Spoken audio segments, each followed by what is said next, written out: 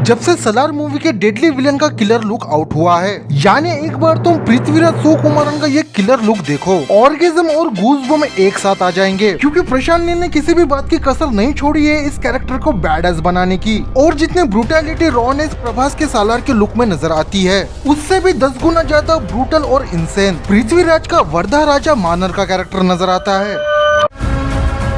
घुस के मारेंगे। अब ये भौकाल से भरा सलार के विलन का लुक आउट ही हो चुका है, तो ये बात करना तो बनता है कि ये कैरेक्टर किस लेवल का हरामी होगा। क्योंकि जब तुम प्रशांत नील की किसी भी मूवी को उठा के देखते हो, उसमें ज्यादातर हीरो को एड़ी खोपड़ी का दिखाया जाता है और इमोशनली वो अपने गोल्स पूरे करता है। पर वही अगर प्रशांत नील की मूवीज के विलन्स की बात करें, वो कोई सड़क छाप हफ्ता वसूली करने वाले चूतिया से गुंडे नहीं होते। देखा जाए तो उस विलन का अपना एक ब्रूटल गोल होता है और उसकी एक अलग साइकोलॉजी होती है, जैसे केजीएफ में अधीरा की थी या उग्रम मूवी देखी हो तो उसमें बाला की कैरेक्टर की थी, जो अपने भौकाल से भरे फकिंग एम्पायर को बनाने के लिए पूरी तरह से मर्सीलेस बन जाता है। यानी अधीरा, गरुड़ा, बाला, वानरम, ये प्रशांत नील के कुछ ऐसे पावरफुल विलन है जिनके नाम से सरकारें भी कांप जाती है। और देखा जाए तो ये कैरेक्टर शोले के गब्बर सिंह से कम नहीं। कहने का मतलब ये है कि नाम सुनते ही सामने वाली की लाल काली पीली एक हो जाती है। यानी इतना भय और भौकाल बना के रखते हैं प्रशांत नील के विलन, जिसके सामने मूवी का हीरो भी पानी कम चाय लगने लगता है। पर जिस तरह से बैडएस वर्धा राजा मानर का लुक निकल के आया है, ये विलन किलर सालार के लिए बहुत बड़े लेवल का खतरा बनने वाला है इस मूवी के अंदर।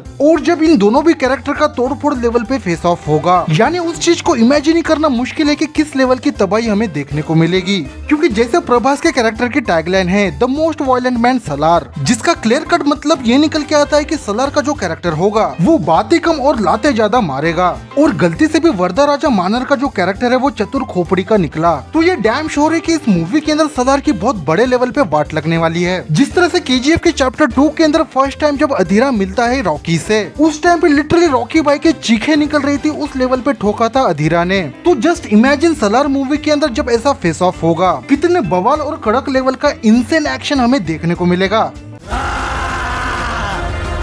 अब ये सलार के विलन के किलर लुक की तो बात हो गई, पर क्या सलार मूवी के अंदर हमें रॉकी भाई का ग्लिम्स हमें देखने को मिलेगा? क्योंकि अगर मेकर्स केजीएफ का यूनिवर्स बिल्ड कर रहे हैं, तो केजीएफ के बड़े और मेजर जो रेफरेंस है वो इस मूवी के अंदर शॉर्ट में तो दिखाने ही होंगे, फिर चाहे कैरेक्टर्स हो या वर्ल्ड का कनेक्शन, जिससे ये पता चलेगा कि सलार भी फकिंग केजीएफ के वर्ल्ड में एग्जिस्ट करता है। अब देखो मजे की बात ये है कि अगर इस मूवी के अंदर रॉकी द मॉन्स्टर की एंट्री होती है, तो क्या रॉकी भाई की एंट्री मूवी के बीच में होगी या इस मूवी के पोस्ट क्रेडिट सीन में, जो केजीएफ के यूनिवर्स के अगले चैप्टर को सेटअप करेगा? और क्या इसके अलावा इस मूवी के अंदर बघीरा को इंट्रोड्यूस किया जाएगा, जो कि एक एडी खोपड़ी का सर्किट सा कैरेक्टर होने वाला है, जिसके पास इतना कैलिबर है कि लिटरली वो पूरा का पूरा केजीएफ हिला सकता है। यानी ऐसे ही बहुत सारे माइंड को ब्लास्ट करने वाले क्वेश्चंस है, जो बैडएस प्रभास के सलार मूवी को देखने के बाद ही इसके करंट देने वाले आंसर्स मिलेंगे। पर तब तक पोस्टर से ही काम चलाना पड़ेगा। तो इसी बात पे जीबीएफ का ये वीडियो तुम्हें दिल पे लगा हो तो लाइक करना, दिमाग में बैठा हो तो सब्सक्राइब। इसके अलावा कहीं मिलना हो तो इंस्टाग्राम पे आ जाना।